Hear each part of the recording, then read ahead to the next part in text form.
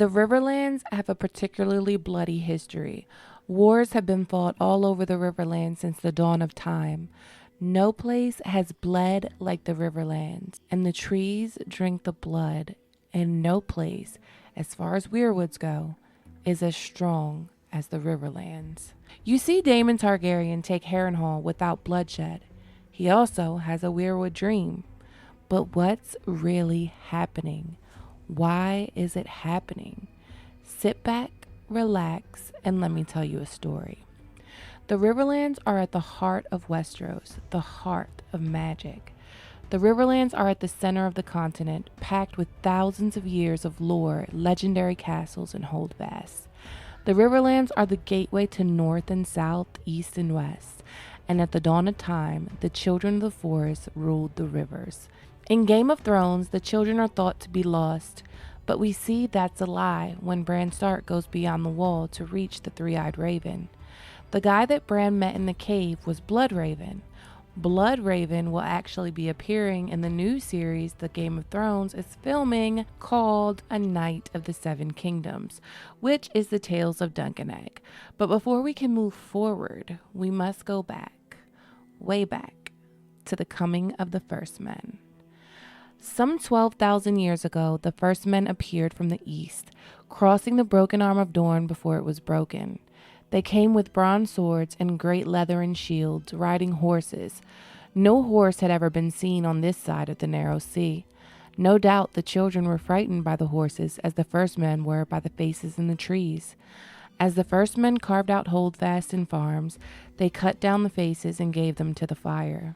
Horror-struck, the children went to war. The old songs say the green seers used dark magics to make the seas rise and sweep away the land, shattering the arm. But it was too late to close the door.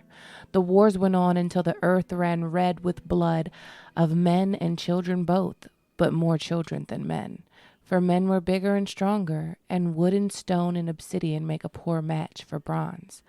Finally, the wisest of both races prevailed, and the chiefs and heroes of the first men met the green seers and wood dancers amidst the weirwood groves of a small island in the great lake called the God's Eye. There they forged the Pact. The first men were given the coastlands, the high plains, and the bright meadows, the mountains and bogs, but the deep woods were to remain forever the children's, and no more weirwoods were to be put to the axe anywhere in the realm. So the gods might bear witness to the signing, every tree on the island was given a face, and afterward the sacred order of the Green Men was formed to keep watch over the Isle of Faces. The Pact began 4,000 years of friendship between men and children. In time, the first men even put aside the gods they had brought with them and took up the worship of the secret gods of the wood. The signing of the Pact ended the Dawn Age and began the Age of Heroes. So the God's Eye and the Isle of Faces are in the Riverlands, right here, smack dab in the middle, right next to Harrenhal.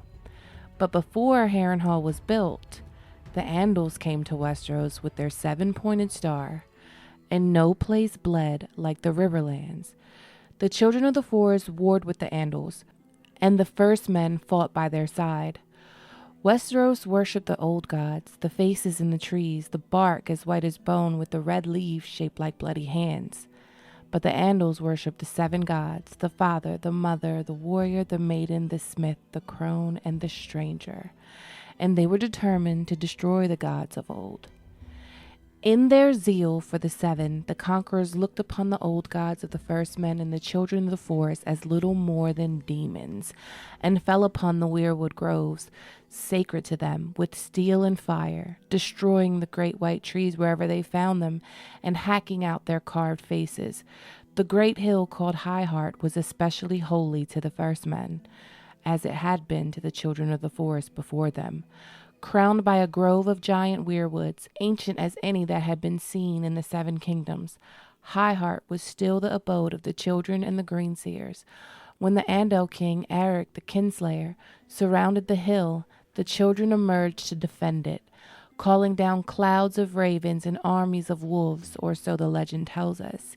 Yet neither tooth nor talon was matched for the steel axes of the Andals, who slaughtered the green seers, the beast, and the first men alike, and raised beside the high heart a hill of corpses half again as high, or so the singers would have us believe.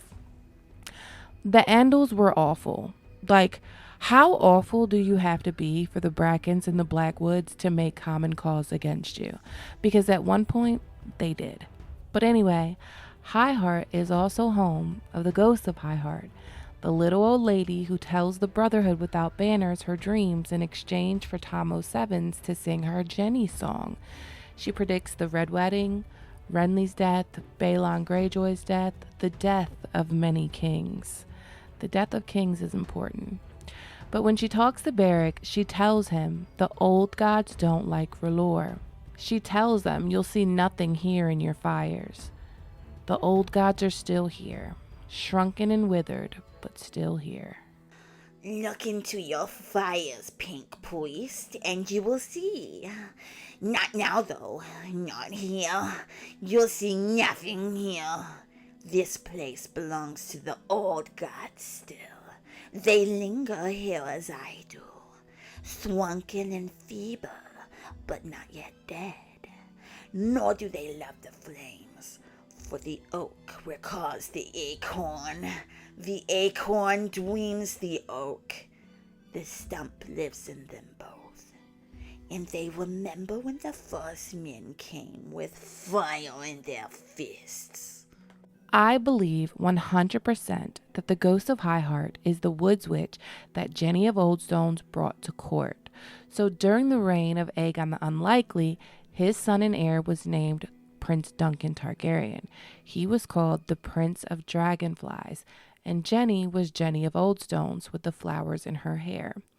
Aegon's eldest son, Duncan, Prince of Dragonstone and heir to the throne, was the first to defy him. Though betrothed to a daughter of House Baratheon of Storm's End, Duncan became enamored of a strange, lovely, and mysterious girl who called herself Jenny of Oldstones, whilst traveling in the Riverlands. Though she dwelt half wild amidst ruins and claimed descent from the long-vanished kings of the First Men, the small folk of surrounding village mocked such tales, insisting that she was only some half-mad peasant girl and perhaps even a witch. Barristan Selmy says the Prince of Dragonflies loved Jenny of Oldstones so much he cast aside a crown and Westeros paid the bride price in corpses. One thing we know about Jenny is that when she came to the Red Keep, she brought someone with her. Jenny of Oldstone was accompanied to court by a dwarfish albino woman who was reputed to be a woods witch in the Riverlands. Lady Jenny herself claimed she was a child of the forest. The woman is the ghost of Highheart, and that's why the woman wants to hear Jenny's song every time she meets with Tom O'Sevens. Jenny's song is the one that Podrick sings. High in the halls of the kings who are gone, Jenny would dance with her ghosts. Oldstone was the home of Jenny. Highheart is the home of the ghost of Highheart, but no place is more sacred to the children than the Isle of Faces and the God's Eye, and no place is as close to them as Harrenhal. We find out that Harrenhal has its own witch, Alys Rivers. Could Alys be the ghost of Highheart? Or what if Alys Rivers is something else entirely? In a still released by HBO for the upcoming episode, Alys can be seen wearing a dress or an apron with weirwood embroidery. So what is going on there? And what does that have to do with Daemon Targaryen? Daemon lands Caraxes atop Harrenhal and takes the castle without bloodshed. And while he's there, he has a weirwood dream. This definitely makes me think something is going on here, and we need to take a deeper look. Every child of the Trident knew the tales told of Harrenhal, the vast fortress that King Harren the Black had raised beside the waters of the God's Eye. 300 years passed, when the Seven Kingdoms had been 7 kingdoms and the Riverlands were ruled by the Iron Men from the islands. In his pride, Harren had desired the highest hall and the tallest towers in all of Westeros. 40 years it had taken, rising like a great shadow on the shore of the lake while Harren's armies plundered his neighbors for stone, lumber, gold, and workers. Thousands of captives died in the quarries, chained to his sledges, or laboring on his 5 colossal towers. Men froze by winter and sweltered in the summer. Weirwoods that had stood 3,000 years were cut down for beams and rafters. Harren had beggared the Riverlands and the Iron Islands alike to ornament his dream. And when at last Harrenhal stood complete, on the very day King Harren took up residence, Aegon the Conqueror had come ashore at King's Landing. My friend, fellow content creator Tony Teflon from Teflon TV has a theory that it was the children of the forest that sent Daenys the Dreamer the dream of Valyria, and I'm going to go ahead and say they sent Aegon the dream about Westeros to come forge the 7 realms into one. But I also think they wanted him to take revenge on Harren the Black for cutting down their weirwood trees. Do you know why the children are so protective of their weirwood trees?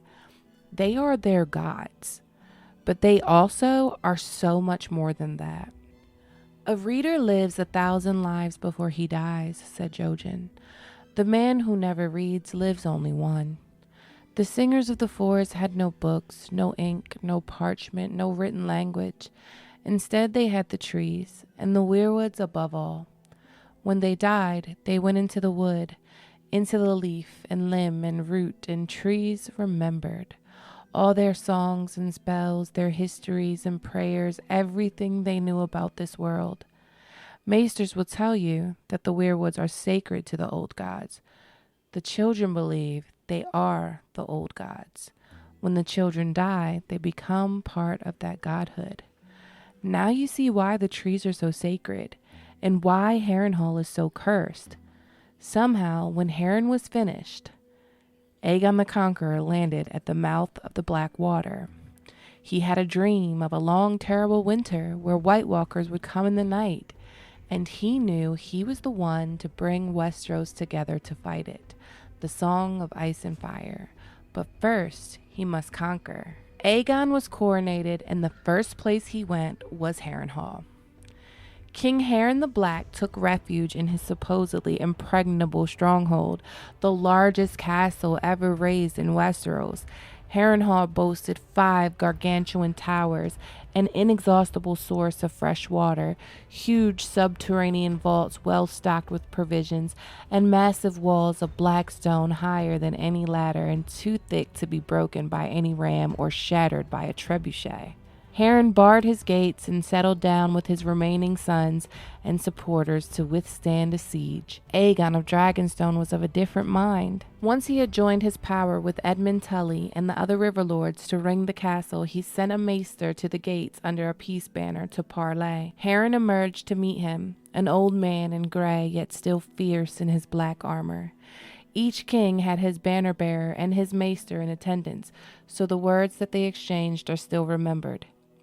"Yield now," Aegon began, "and you may remain lord of the Iron Islands. Yield now, and your sons will live to rule after you.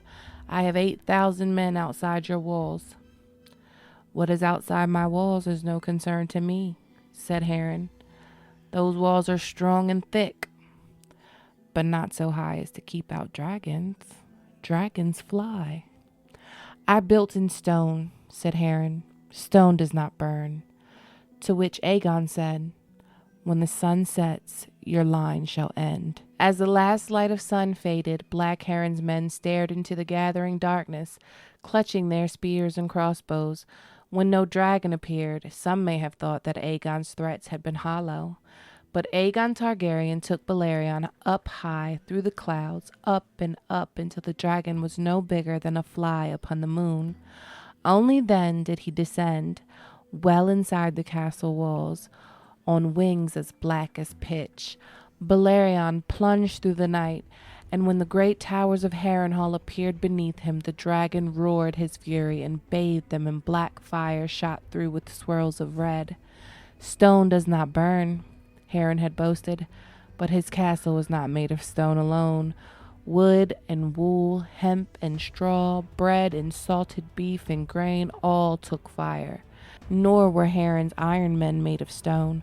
Smoking, screaming, shrouded in flames, they ran across the yards and tumbled from the wall walks to die upon the ground below. And even stone will crack and melt if its fire is hot enough.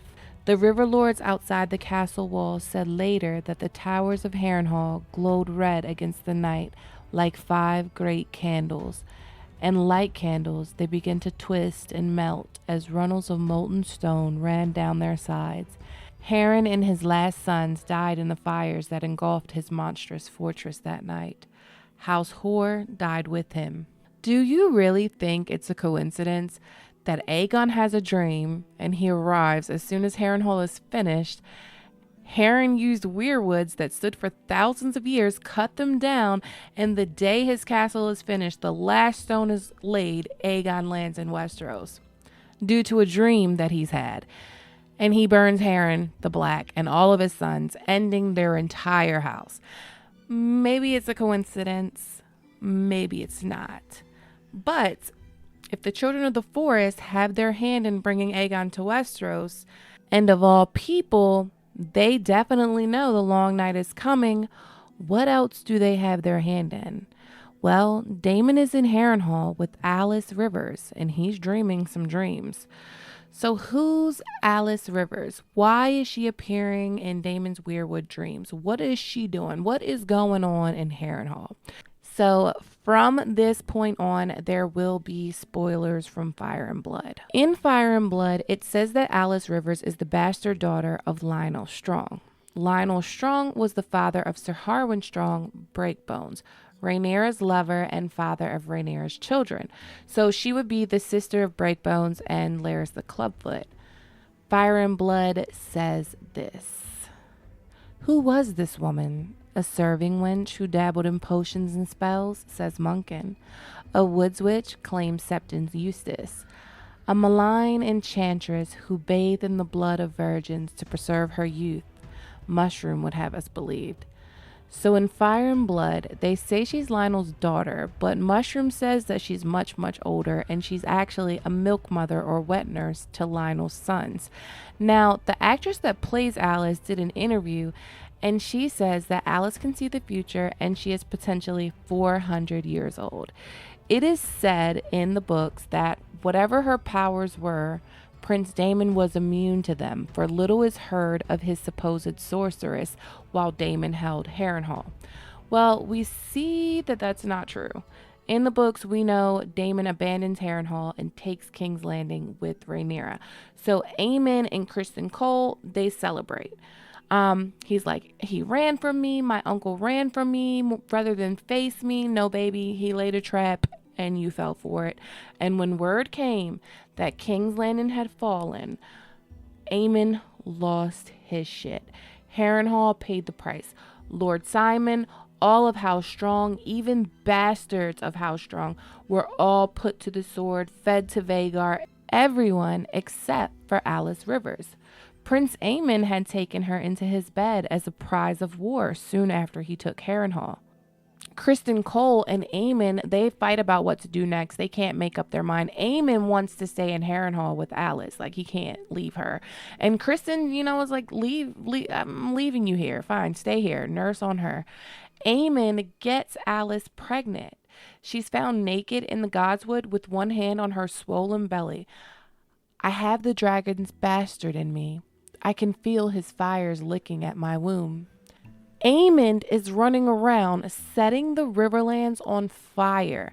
Rhaegar relentlessly burned the Riverlands day in and day out. Many castles in Holdfast. He burned their fields, their crops. He burned everything. The Riverlands hadn't seen this much fire ever. Not even since the Andals came. And we know how that went. Aemon even burned Harrenhal, and Alys left with him on Rhaegar. Now, things get interesting because we know that it's Alys that tells Aemon where Daemon is. Daemon is in Harrenhal alone. Each night at dusk, he slashed the heart tree in the Godswood to mark the passing of another day. 13 marks can be seen upon the weirwood still. Old wounds, deep and dark, yet the lords who have ruled Harrenhal since Daemon's day say they bleed afresh every spring. Aemon says that Alys told him where Daemon was. Alys arrives with Aemon. Who told you where to find me? My lady. She saw you in a storm cloud in a mountain pool at dusk, in the fire we lit to cook our suppers. She sees much and more, my Alys. Now we know what happens next. Daemon doesn't fasten his riding chains, but Aemon does. But this brings me to a question I want you to think about. If Alys can see the future, then she knew she was leading Aemon to his death, right? But not only that, she would have no reason to like Aemon. Aemon took the castle and put everyone to the sword, burned it, fed the people to Rhaegar, burned the entire Riverlands. Yes, he saved her, he saved Alys, but like in a Miri Mazdor type of way. Daenerys saves Miri from death, but she's already been raped. Everyone she knew had already been killed. Her village had been sacked and burned. She wasn't loyal to Daenerys. She killed her son. Aemon saved Alys, but he makes her his bedmaid and gets her pregnant with his child.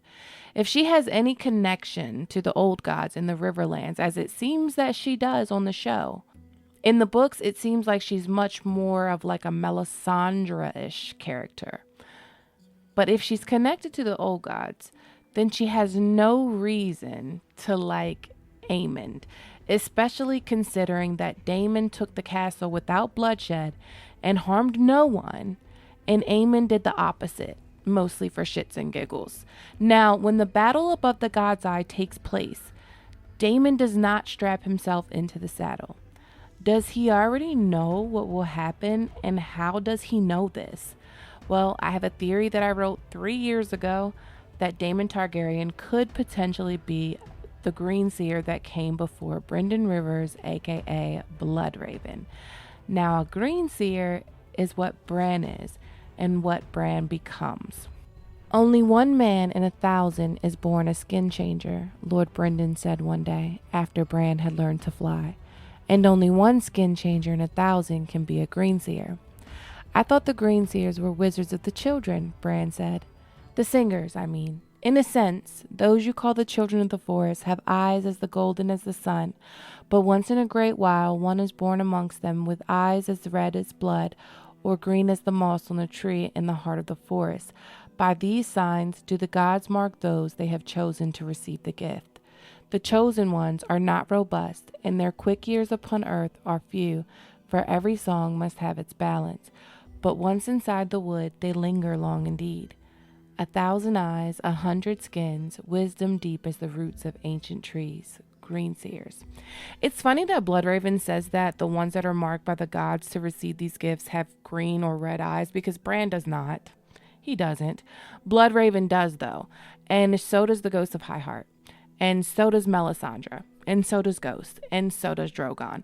But Bloodraven tells Bran his blood is what makes him a green seer. But they give him a paste.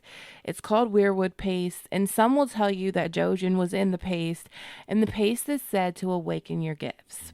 So when he eats the paste, he gets wed to the trees, and he starts to see visions of the past, his father.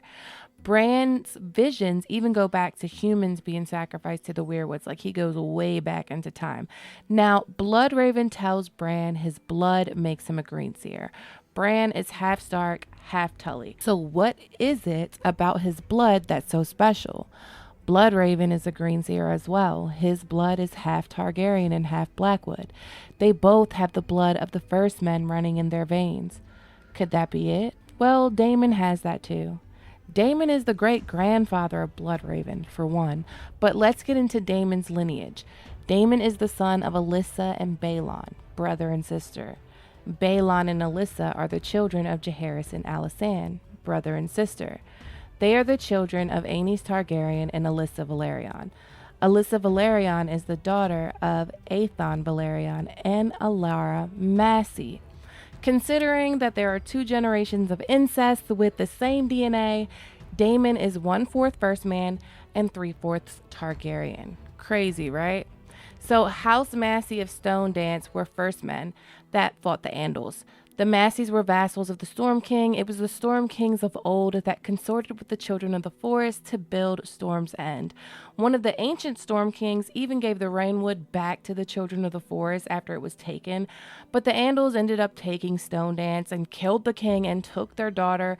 Some Andal warlord married her, and the children disappeared from those parts. But in The Winds of Winter, in a sample chapter of Arianne, she's on her way to meet Aegon at Storm's End, and she stops in the Rainwood and she finds something very interesting, and it's like a cave of the children of the forest. Those columns and walls there, see them?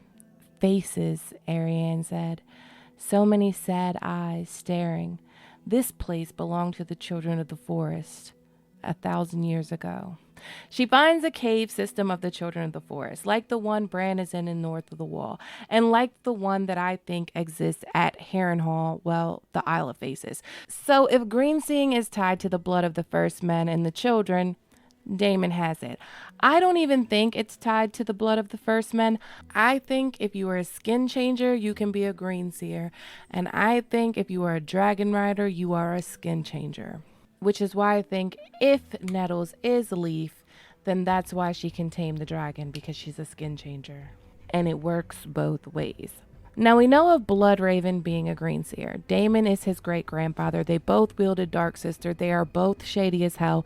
Bloodraven is not a saint. He pulled a Walder Frey on his own blood and is at the heart of the Blackfyre rebellions. Bloodraven is 58 years old when he is sent to the wall by Egg, and he rises to become the Lord Commander of the Night's Watch. Daemon, Lord Commander of the City Watch, but he's 49 when he fights above the God's Eye. They are both older men when they disappear. Bloodraven goes on a ranging beyond the wall and he disappears. He's never found. And Daemon, the same thing happens to him. He disappears. Well, he fights Aemon, kills him. Caraxes kills Rhaegar, but Caraxes dies himself. Everyone is accounted for except for the rogue prince. And where could he be? Well, the Isle of Faces is right there. Now, Daemon is a skeptic, right? He doesn't believe in prophecy, portends, visions, or dreams. He's just not that guy. But something changes him. We know now that he's getting visions in Harrenhal, and the longer he stays in Harrenhal, probably the more visions he's going to get. Alys Rivers is definitely messing with him. She's definitely got some powers going on. In Fire and Blood, her powers are more related to fire magic. She sees her visions in fires like Melisandre. And when Aemon says what she sees, she says much and more. That is a lot like what Melisandre says. Also, Melisandre is really, really old like Alys is. Melisandre just wears a glamour. If you're an OG gray area watcher, then you know that I think Melisandre is actually a slave that was taken from Hardhome beyond the wall years ago. It's likely a lot of these visions that he's getting from Alys Rivers is going to change him. But in the books, he spends most of his time in the Riverlands with a girl named Nettles, the dragon rider of Sheepstealer. In the first video I did about Daemon being a green seer, it was that Nettles could be a child of the forest. There is evidence of this. Leaf specifically. The name being Nettle, like a plant, Leaf saying she walked the world in the time of the dragon. Like, the children could totally wear glamours, just like Melisandre.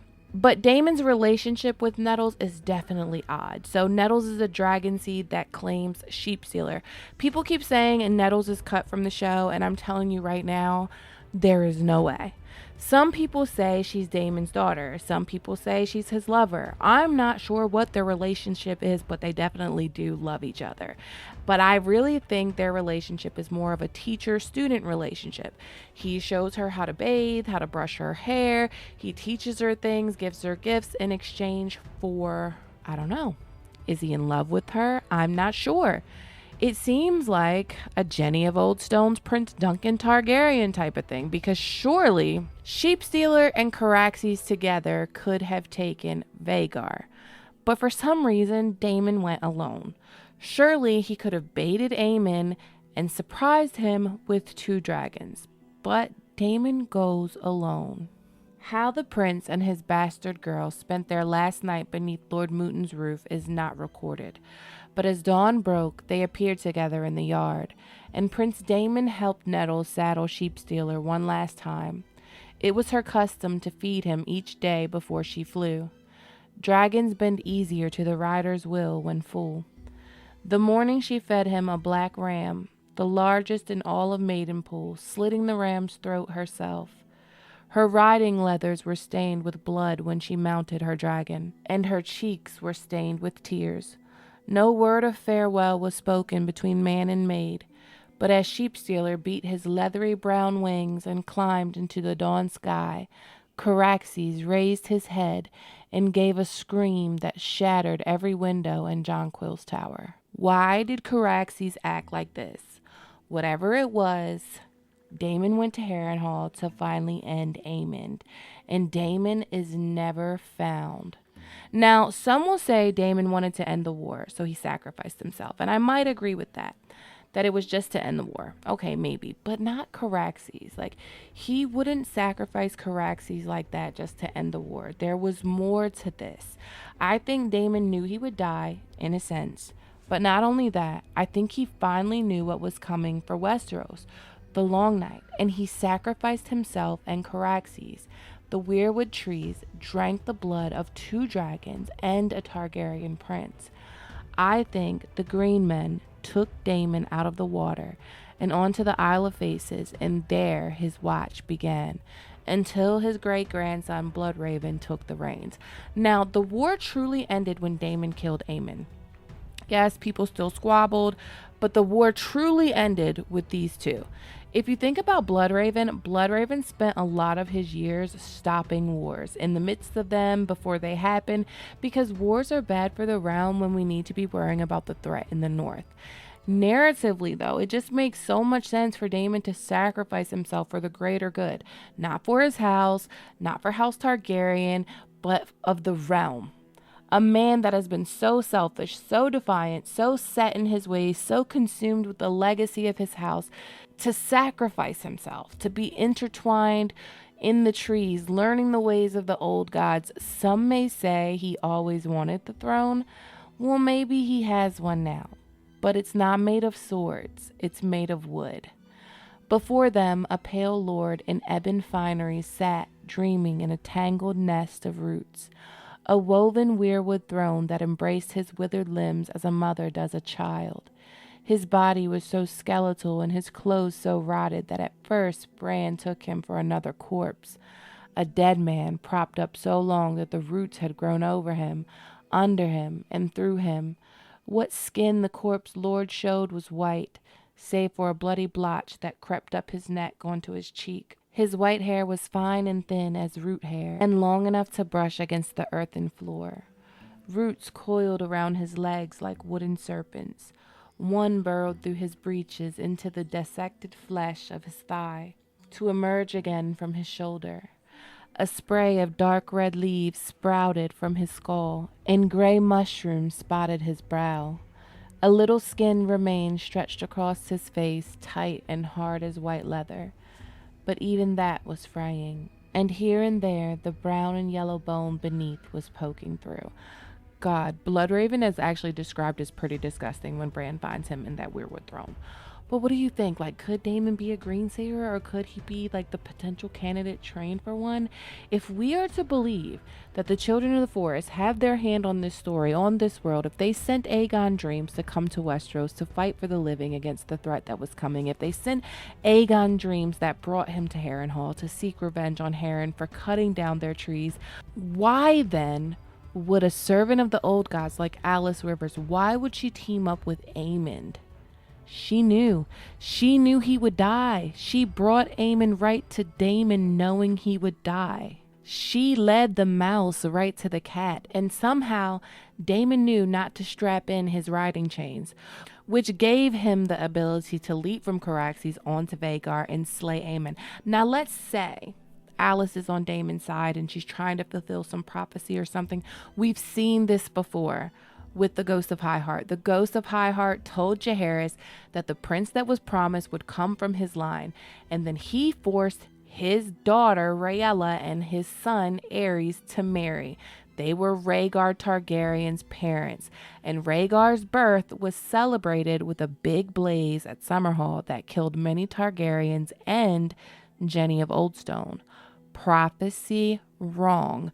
And I believe this is the same ghost that fed prophecy to Rhaegar Targaryen. Barristan tells us Summerhall was the place Prince Rhaegar loved best. He would go there from time to time with only his harp for company. Even the knights of the King's Guard did not attend him there. He liked to sleep in the ruined hall beneath the moon and stars, and whenever he came back, he would bring a song. When you heard him play his high harp with silver strings and sing of twilights and tears and the death of kings, you could not but feel that he was singing of himself and those he loved. But the ghost of High Heart kept meddling. Now, I think she meddled with Rhaegar as well. Barristan says that Rhaegar went to Summerhall with his harp, and he came back with the songs of dead kings. The ghost of High Heart, most every prophecy she has is of dead kings. Renly, Robb, Joffrey, Balon. For her to give you her dreams, you must pay the toll. The toll is a song, Jenny's song, and it's believed that Jenny was her daughter.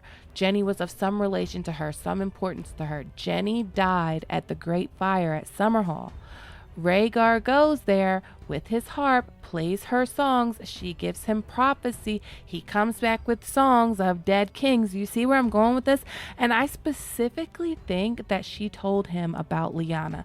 Now, here's why I say this. When the ghost of High Heart meets Arya, she freaks out. She says that she gorged on grief at Summerhall. The dwarf woman studied her with dim red eyes. I see you, she whispered. I see you, wolf child, blood child. I thought it was the Lord who smelled of death. She began to sob, her little body shaking. You are cruel to come to my hill, cruel. I gorged on grief at Summerhall. I need none of yours. So I think when she sees Arya, wolf child, blood child, she remembers Lyanna. Everyone says Arya looks like Lyanna. So if the witches of the Riverlands or the children of the forest have been playing and moving pieces around to set up the best hand of cards that they have to play against the Long Night, against the White Walkers, that's coming? When did it start? And did it ever stop? And I think it started when Aegon landed in Westeros with his dream. And I think it's been going on ever since. I don't think dragon dreams are that much different.